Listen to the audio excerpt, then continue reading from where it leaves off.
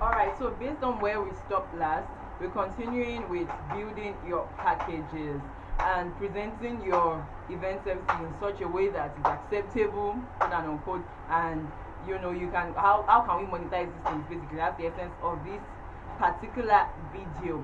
So first of all, before you start building any package, you need to know who you are building a package for. And as I always like to say, everybody is not your client. You can't serve everybody, right? So you want to buy water, for example. You sometimes you might rather buy sachet water or bottled water, or use water that is in the dispenser, or drink water from fresh spring or something, right? But all you want to do is to quench your thirst. That's the purpose.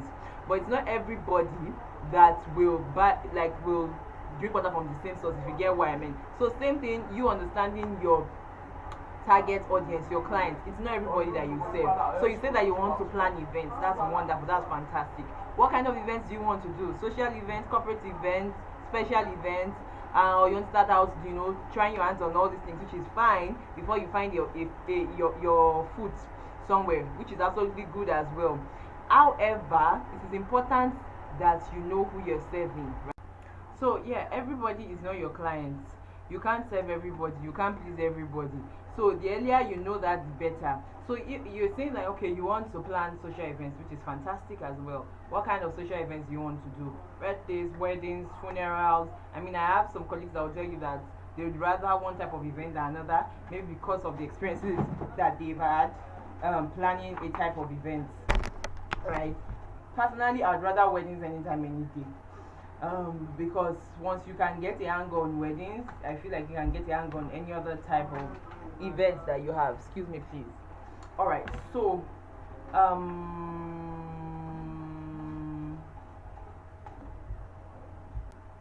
having that at the back of your mind is very important, right?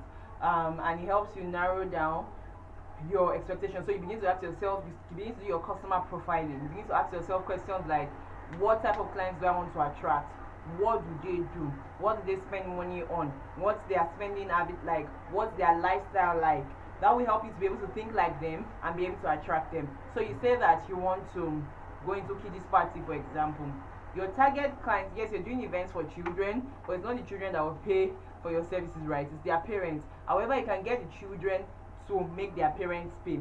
What do I mean? So you notice that companies that do things for children like noodles, drinks, and all of that, they make it look so fanciful, such that if a child and his mother are in the supermarket and they remember that they saw it in a cartoon and an advert, or they saw it on a billboard or something, or maybe maybe like the character was presented to them in school, they're like, mommy I want, mommy I want, mommy I want, that's what I want, right? And you're forced to buy it because it's in the mind of those children that is what will work for them, right?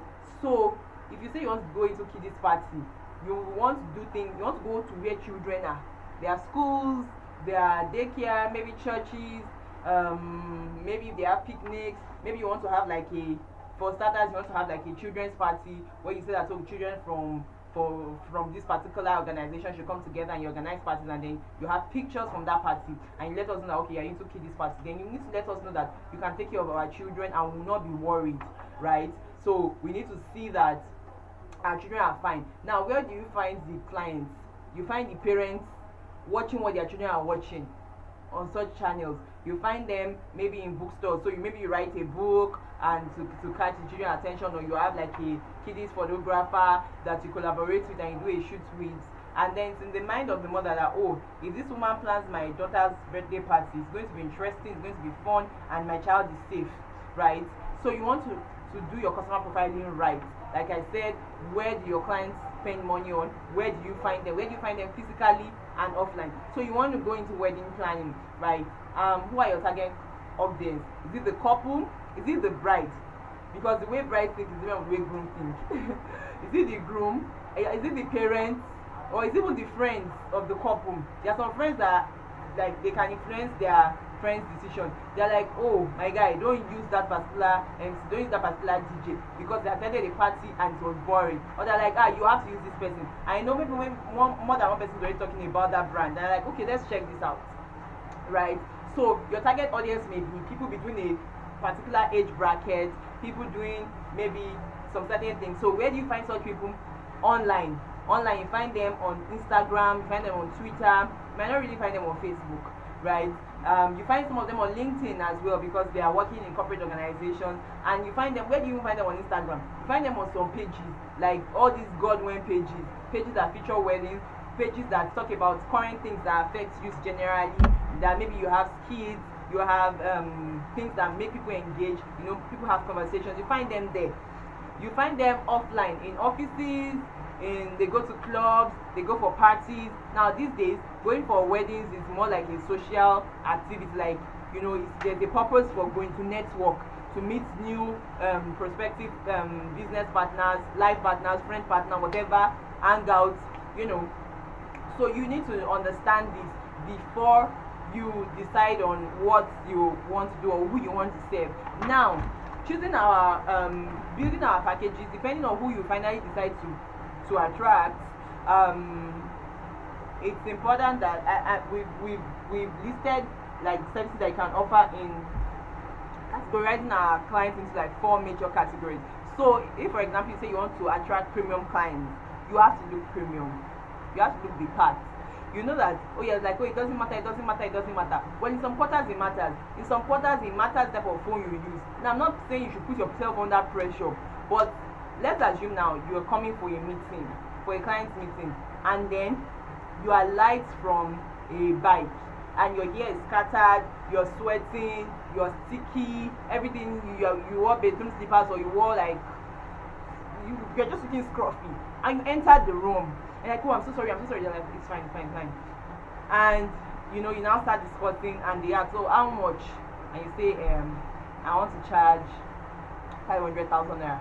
They'll look at you, 500,000 naira for what exactly? Is it, oh, you want to use my 500,000 naira to go and buy buy things that you need? So, but if for example you take a cab there, you take a taxi there, you're looking fresh, you're looking clean, you're looking prim and proper, you don't have to be so expensive. And talking about perception, right? And you get there and then you have conversations and you're speaking with so much confidence. In fact, you know that when you look all that way that you look like, they will never want this is why you want 500,000 naira, right? But the way you look, by the time they assess your dressing, they're like, this babe, she's not cheap, or it's not. I mean, it's just a mindset. And then you say, oh, actually, this is what we do. They will even allow you to talk and explain the services that you want to offer. We do this, we do that, we do that. But there's no room for that when you are appearing like the other person, right? And then maybe you just bring out your phone and they're like, oh, she's using this particular model of phone. She must know what she's doing. Now, I'm not saying you should fail to make it, but I'm only saying that perception matters a lot. And this generation, perception really does matter. People are judging by the book cover before they even open the content of the book. So it's important that the cover matches up with the content. It's not good that the cover looks like, oh, it's all flashy, all glam, and then we open the content and it's nonsense like that. That's not fair. Your value should be able to match what you are, what we are seeing on the outside, right? So having said all of that, the first category of clients that we would like to talk about are the open budget clients. So these type of clients, their mind is very open, quote and unquote. Like they have like an open-ended mindset towards budgeting. So you ask them that, oh, how much budget do you have for this event? What do you have in mind? They are talking like money is not a problem, or resources are not a problem, or they are so certain that, oh, you're going to deliver excellence on this job, and so we can trust you with it. And so you say, oh, it's going to cost 15 million naira. Oh, how about use 10 million naira? They will not say, how about use 100,000 naira. If you get what I mean, for what they know that they need to do for 15 million naira. And that what comes to mind is there's a particular movie, I think The Fate of Alakada. There's a particular thing that had to do with like that type of client is an open budget client. They just wanted to achieve something. They just wanted his girlfriend's birthday to go on well, right? How it happened was not really going to be his headache. So yes, they want, but whatever you're delivering has to be good quality, and they can see that they're going to get value for what they are paying for, right? And then they are paying because they trust your judgment, they trust your expertise, they trust they're going to deliver, and so you dare not compromise on anything for them. no matter the category of clients you're serving, you should always deliver excellent service. I mean, excellent service. But for this particular set of people, you dare not compromise. Then the next set of people are the premium clients, right? Yes, they want a classy event. They want an event that will be the talk of town. They want everything to be peng peng peng, maybe trend or not, depending on their personality. But they will still negotiate to, to get your pricing. Now, the first of all, it's not like they will not negotiate. There's always negotiation at every point in time, right? But these premium clients, they just want to be certain that they're getting value for it, and they are open to options. Like they want to know, okay, so we say that we want to engage the services of a particular band, for example. For an open budget client, the person is like, what band can play for 50 million naira? I'm just exaggerating, and then give options. But for a premium client, the person wants class, fun, excellence, like something top notch. But the person is open to options. Okay, so there's a band that can play for maybe 1 million, 2 million, 3. You get what I mean? We don't have to go all the way to the 50 million before we have fun the way that we want to. They want you to justify every single couple, and the event, depending on their personality, should be the talk of town. Like, let us be talking about it months after. Then we have the average client. They just want to have fun without stress. But they will not break the bank for it. Like, no. In fact, sometimes the average client might have planned the event to an extent by themselves, and they just want you to come on board and, sort out the rest of things for them. So for that our band scenario, oh, band, we need music, no problem. I have a brother, not even necessarily a brother, I have a friend that I know that can play and will not charge up to this 1 million naira I'm talking about, as long as I get him sound and I pay for the transport to move his team from this place to that place. They are open to many suggestions. Like, they will analyze everything. In fact, some things that you feel might be necessary for them to have, they're like, there's no need, please take it out, take it out, because their own is just like, let's just have this event and move on, right? Then we have the low cost clients. This can be your most difficult clients, because sometimes their budget, their rates, or their expectations in terms of monetary value, it can be unreasonable, for lack of a better word. And they are telling you this biro, where that we all world knows that they sell for maybe 100 naira, they are telling you to sell it for them for 10 naira, and you're like, no ma, 10 naira cannot work. 10 naira cannot even buy biro. So for the average client, you're like, okay, if your budget is 10 naira, can we like meet in the middle? Biro is between 80 naira to 100 naira. Give me 80 naira and I'll help you look for a biro. It might not just be this particular brand. For premium clients, they might not use this biro. They want a biro that has a name, that maybe is the governor that used it last. For open budget, please just get me something classy, as in that, and I don't want something cheap that is 100 naira, right? So for your low cost clients, they can be your most difficult clients, because they want a lion, but not unless they can only afford a cat. Sometimes they don't even need an event planner, right? Because they might not see the need in it, maybe because everybody's in an event planner, so I have to. And truth is that not every event should use a planner. It's a sad truth, because there are some events that you as a planner will feel more stressed at the end of the day, and it will be better if they are not engaged in service of a plan, because the value that you bring will not show, maybe because of the different variables or peculiarities of that particular event. So understanding the category that your clients fall into from the first meeting will help you discern how to price them and how to negotiate. Now, having said all of that, there are some factors that you need to consider when you are putting pen to paper to talk about how much you want to charge. So some of the factors are, you're considering your time. As I said, or as I always say, time is money, time is life. And if you're not using your time to plan events, you'll probably be doing something else which will be profitable to you, which should be profitable to you. So you should monetize your time. I'm going to spend 5 months planning this particular party. I'm going to spend 2 weeks planning this particular wedding. I'm going to spend 3 days planning this particular conference. So I'm going to lose my sleep, or instead of me going for a family function, or instead of me going for a birthday party, I will be planning this. I'll be researching, I'll be reading, I'll be watching videos, I'll be investing myself. So you're considering your time, you're considering the other resources you're using. So you need maybe transport fare, or you're going to borrow your car, or you want to use a Uber or a Taxify. you will pay for these things, and maybe you're going to look for venues. Let's assume you're going out to check like 5, 10 venues. You're moving from place to place. Won't you eat lunch? It's part of it. Won't you drink? It is part of it. Or maybe you're even going with a team member, right? Then your office space. Now you're saying, oh, I'm starting out, I don't have an office space. Your house where you want to start working, that corner in your room, on your dining table. Assume that you are paying rent for it. How much will that be in naira and kobo? If you do 12 months and you say, oh, I'm dropping 1,000 naira every month for this space, it's part of what you're considering. That then you're also considering the knowledge that you have. The reason they are paying for it is because you know about these things and they don't. You've taken time off to study about these things and they haven't, right? So you've invested yourself in a training such as this. You've opened your mind to get information about this and they have not. So they need to pay for the knowledge that you are offering, right? Okay, I said that you are investing your time, your knowledge to your time to acquire knowledge. Then we talked about you researching and developing yourself, right? Or you have to do that. So you are getting information from different platforms. You're reading books, you're taking courses to make yourself a better event professional and serve your clients better. So they have to pay for that knowledge, that information that you are taking time out to invest in. Then what else? So on the day of the event, you're going to be doing some certain things, right, that you can't do alone. So let's take Mo Events for example. We have a coordination team that comprises of event coordinators and ushers or hostesses or hosts, as you like to refer them, make reference to them.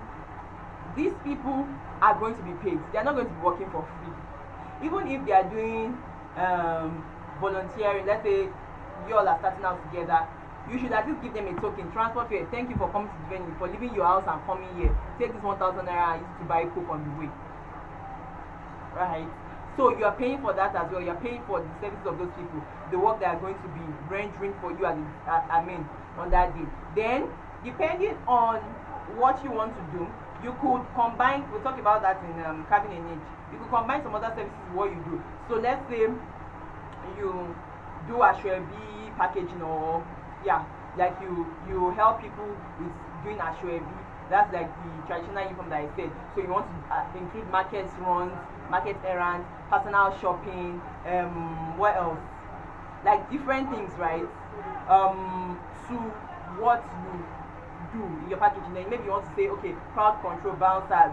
These are the number of bouncers we're going to give you. So in our packages at Mo Events Room, we have like 2 major packages: planning and coordination. So under planning, we are preparing budget for you, we are sourcing for vendors for you, we are managing your vendors, making sure they do what they are meant to do, we are looking for venues for you, suitable venues for you, we are preparing a production schedule and an event timeline to help us stay organized throughout the planning process, and then a day itinerary of what happens and making sure we stick to it. We are providing coordinators and ushers on the day of the event, and we have like a planning team that might include me or maybe not me, that are going to be working with you for the period of your planning. So 3 months, 2 months, 4 months, 1 week.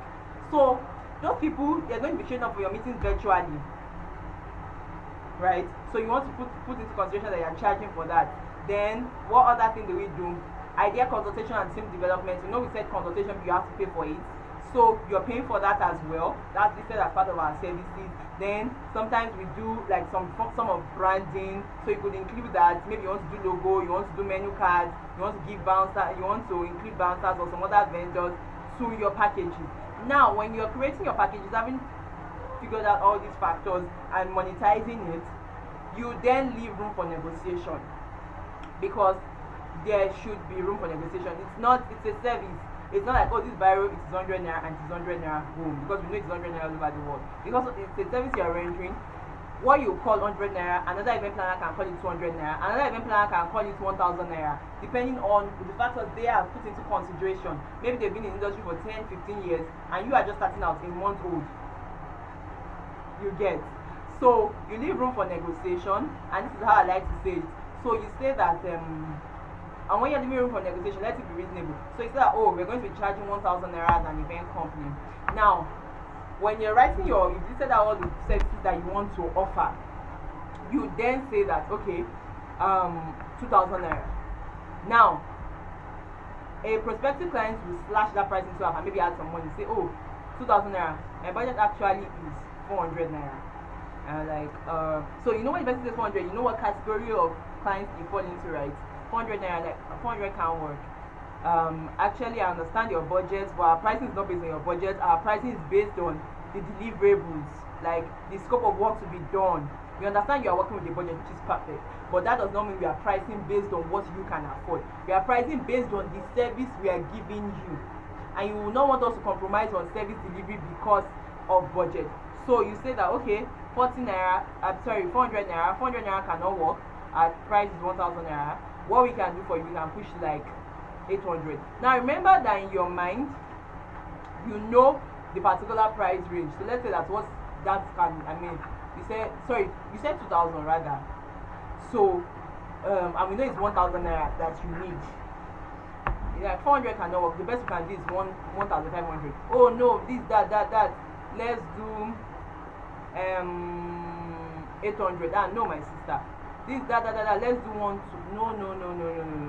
And it's just the way, you know, when you go to the market, if the person that is selling pepper to you or selling fish to you says 1,000 naira, like, no, it's 400 naira, person come and take it. Sometimes you'll be scared, you run away, you say, they're about to dupe me, they're about to swerve me. But you know, if person says 1,000 naira, you say 400, person says no, 600.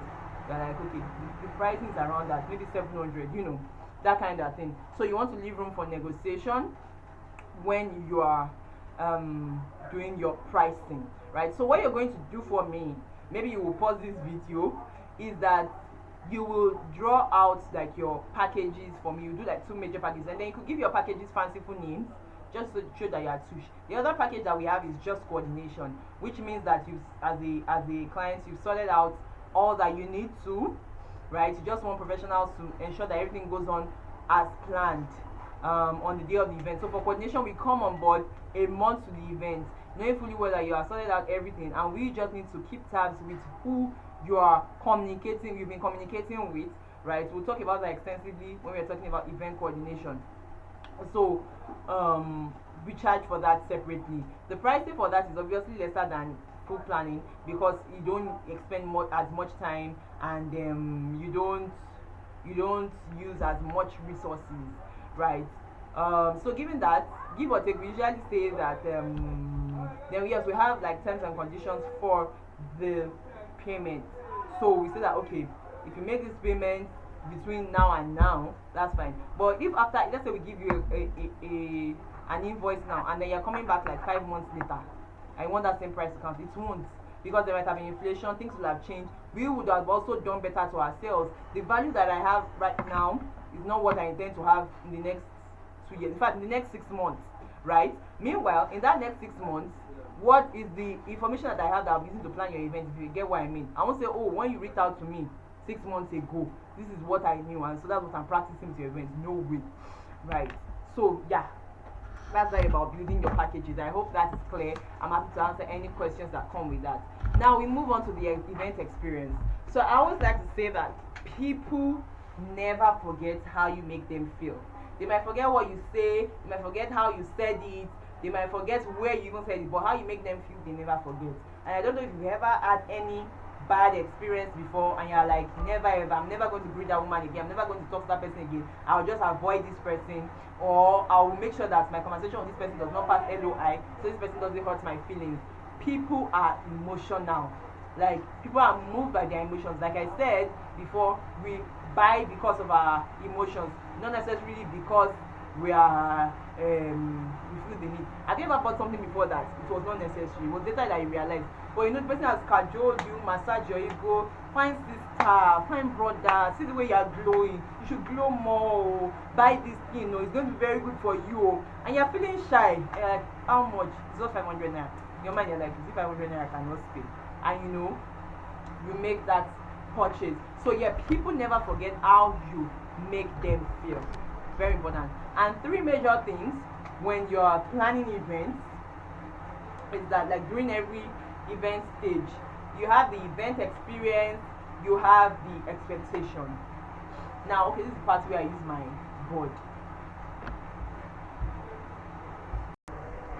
I hope you can see the board.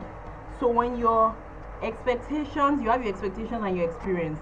When your expectations are greater than your experience, you're disappointed. When your expectations are equal to your experience, you are indifferent. And when your expectations are less than your experience, you are wowed. Right? Okay, so let's talk about the very first one, which is being disappointed. So you say that you want to go for an event, and you're like, let me just go out of this house. I'm bored. I'm tired. I don't even know. I mean, let me just go. Let me just go for this party. And then you get there, and maybe you're not welcome. Like from the entrance, you're already annoyed. Maybe the ushers did not attend to you. There are no even ushers take to your seat, or the place is jam packed. Then you sit down before food gets to you. Wahala, serious trouble. And finally the food gets to you. Maybe there's no cutlery for you to eat. Then the games are boring. You're just like, I should just have sat in my house, like instead of coming out. So you're just disappointed because your expectations were really great, but what you experienced was bad. Then when your expectations are equal to your experience, you say you're indifferent. So you say, let's go out for a party, let's go for to hang out, and then what you desired or what you thought was going to happen is exactly what happened at that point. You're like, okay, nothing serious.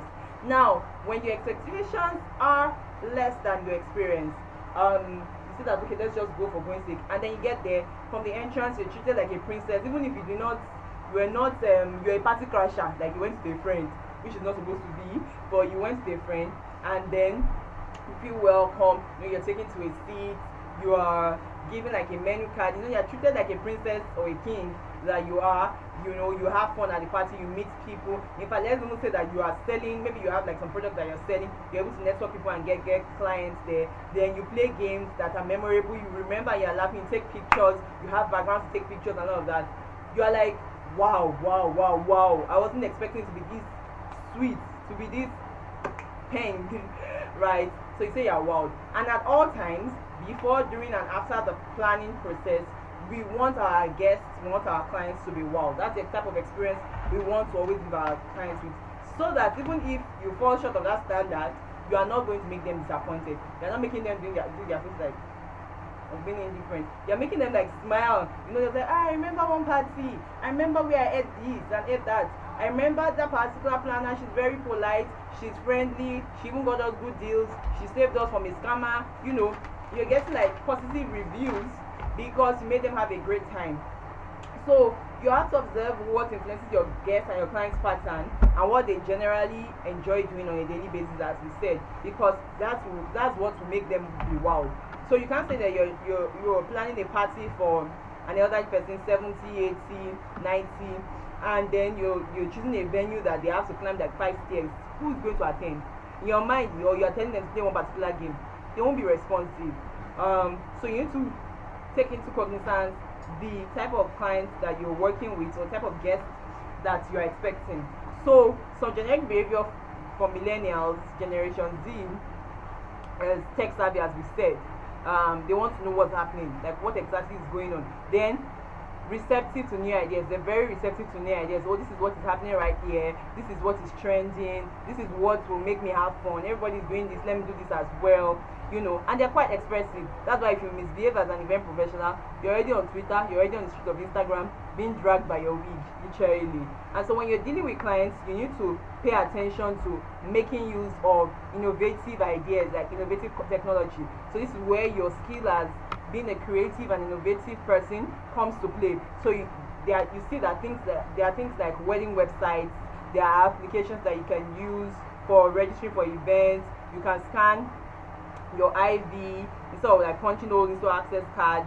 Then we already have the future of the events, having hybrid events, combination of virtual events and physical events. So anybody from anywhere in the world is connected to a particular event, maybe live streaming, or you can always go back to the recording. So it's very important that you take that into consideration. Then millennials are all about experiences.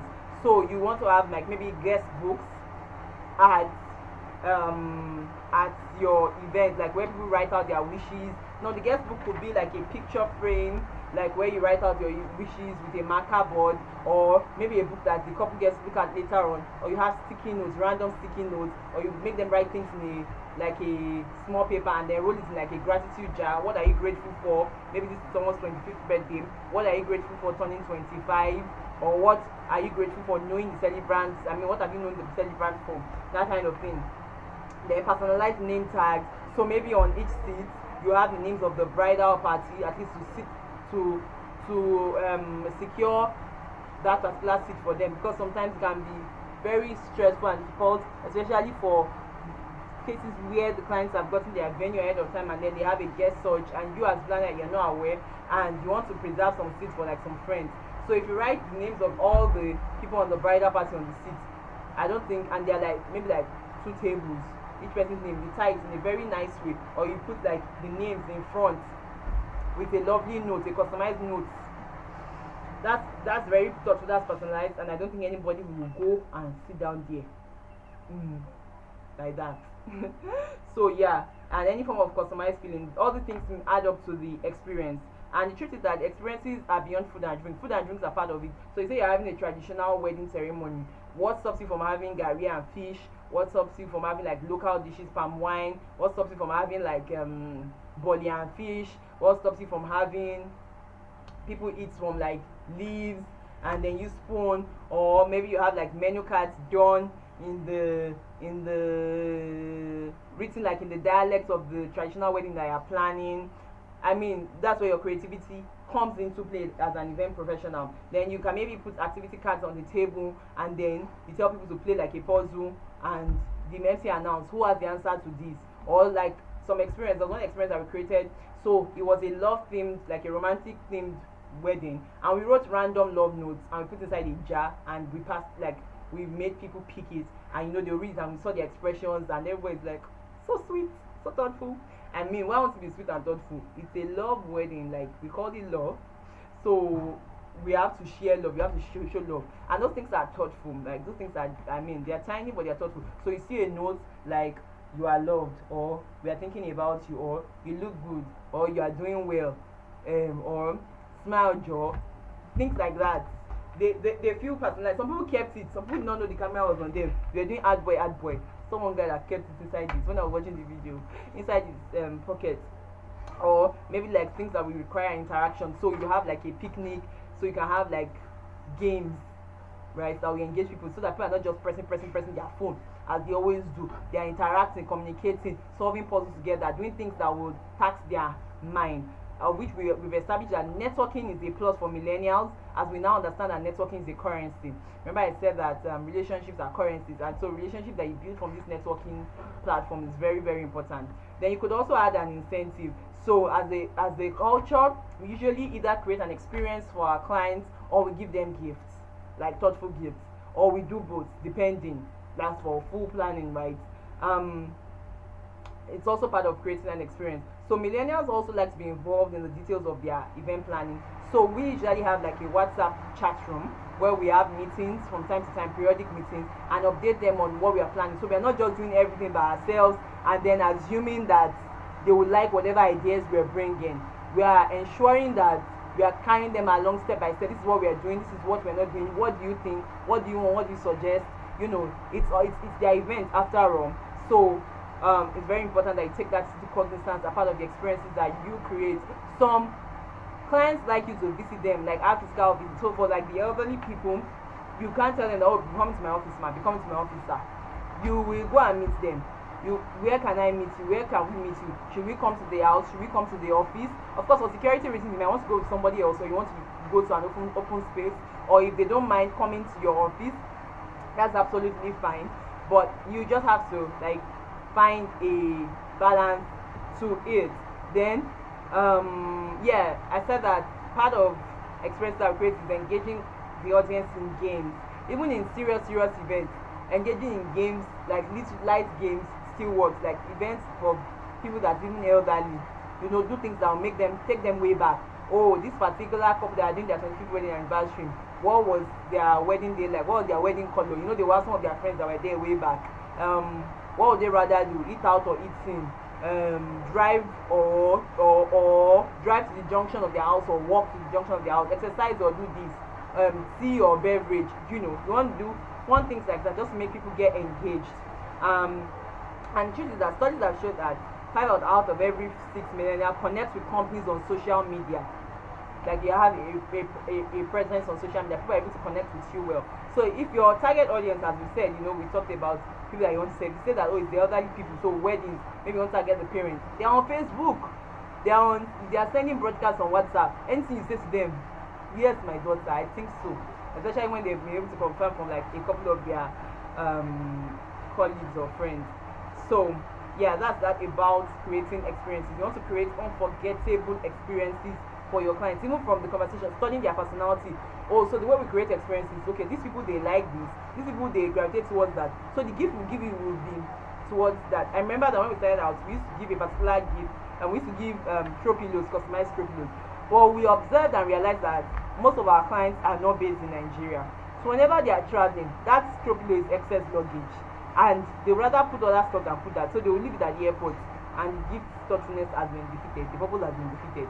So it doesn't have to be something expensive, just something beautiful. So imagine having like a picture frame from your planner in your sitting room, or like a drawing, or like a mug, or like a customized pen, or a puzzle, or a journal, or a gratitude journal, a gratitude calendar. It could be anything.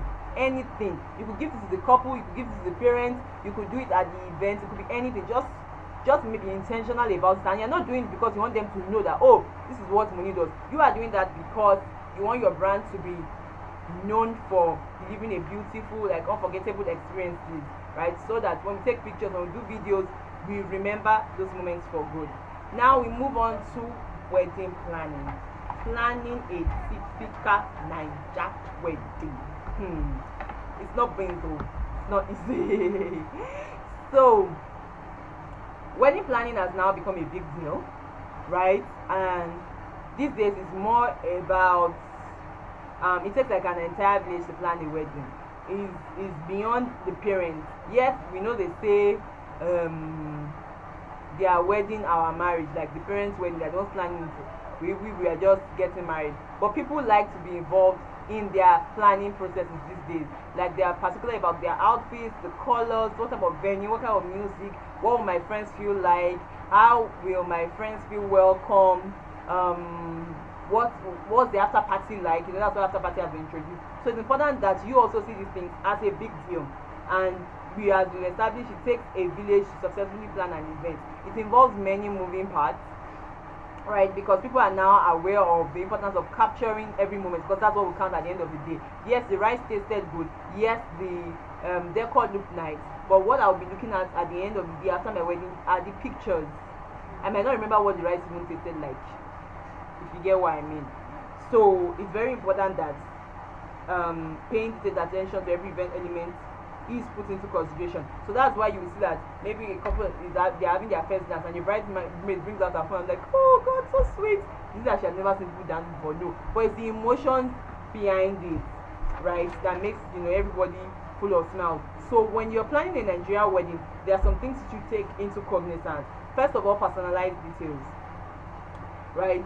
Weddings are beginning to reflect the couple's personalities, and hence you have the need for theme. So you have like movie themed weddings, music theme, royal theme, flower theme, romance theme, this theme, that theme, book theme, depending on the type of personality of the client. So you have some couple that maybe the bride, she's all energetic and the groom is just reserved, or the groom is reserved, or both of them they have energy, or they have friends that bring energy to the room. You're like, wow, this is interesting.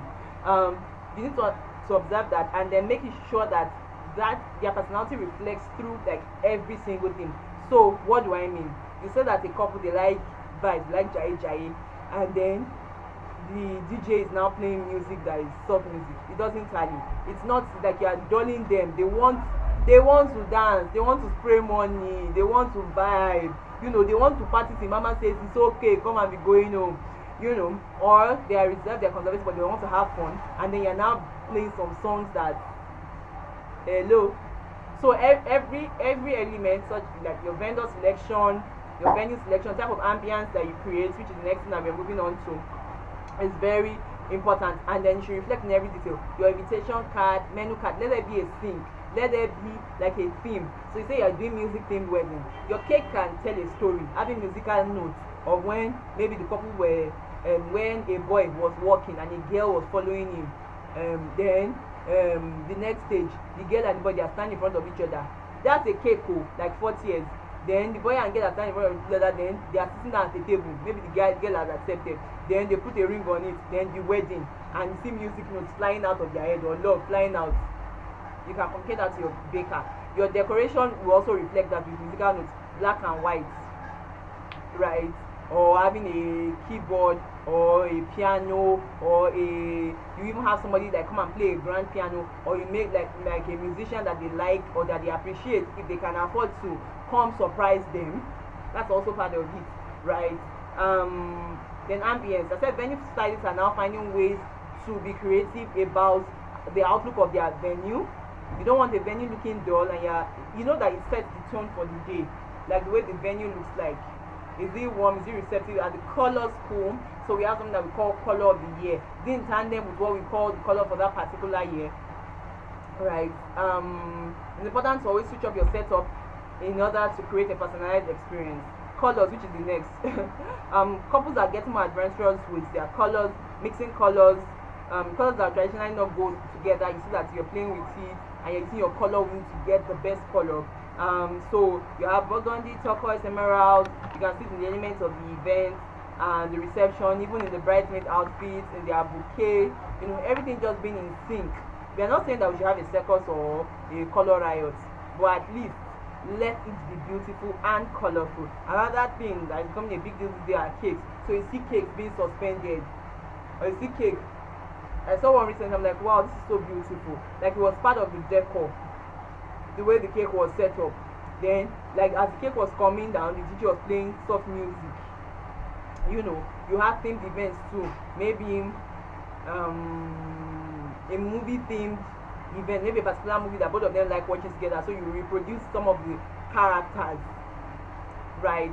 So these are ways that you can create experiences. Now, for when you're planning a Nigerian wedding, our own event process, when we are planning wedding, so we get the brief, which is the information that we need. We'll talk about that in our next module. You get the brief about the event. Okay, so what type of event is it? How many days? How many guests? The location. Then what have you sorted so far? So we can know where we're coming into and bringing our package. Are we fully planning, or we're just coordinating, right? And mind you, when you're fully planning events, they might have some of their vendors, but you should still be able to touch base with all of them and see advice to the degree at which the clients allow you. So yeah, we do that. Then we have a contract, a service agreement. We're going to teach that. And once that's started, you know, select our meeting date and we start our meetings. We use our timeline, a tool that we used to stay organized throughout the process. Use our timeline for each month. This particular month, these are things that we want to achieve. We should have achieved this by the end of the month. We make sure that we do this, that, and that, right? And once we've done that, we have a vendors meeting, either physical vendors meeting, virtual vendors meeting, hybrid vendors meeting, whichever way it is, where all event stakeholders are gathered, and then we execute. So that's like the process that we follow through. So in the time, we'll teach all of this. Don't let me jump ahead of myself. In the timeline, you're saying, okay, this week we need to look for venues. Next week we will make recommendations of different vendors. So maybe you're starting out with venue stylists. These are the venues, these are ideas of decor that you can do. Oh, I like this. Oh, I don't like that. Oh, I want this. Okay, create your mood board. Now you're saying that I want this. Then okay, what vendor can we use to achieve this goal? We list, okay, we have like 5 options. This is it. These are their prices. So this is all we do during the entire planning process. And for wedding planning, like we follow through like that, touching each vendor. And yes, that's it. So we've come to the end of this particular video. As always, you have an assignment. So you have assignments. So which of the affirmation skills best describe you, and which would you have to work on? Then, what notion about event planning do you have? And as this class debunks it, like what do you think about event planning? as this particular class, or so far so good, has it been debunked. Then talking about experiences, brainstorm ideas for an experience or experience wall to incorporate for two events. So a social event, a young lady's 25th birthday, and secondly the launch of a Nigerian perfume brand. Easy peasy. So you turn in your assignments on the platform that you usually turn it in. Thank you so much for staying to the end of this video. We'll see you in the next.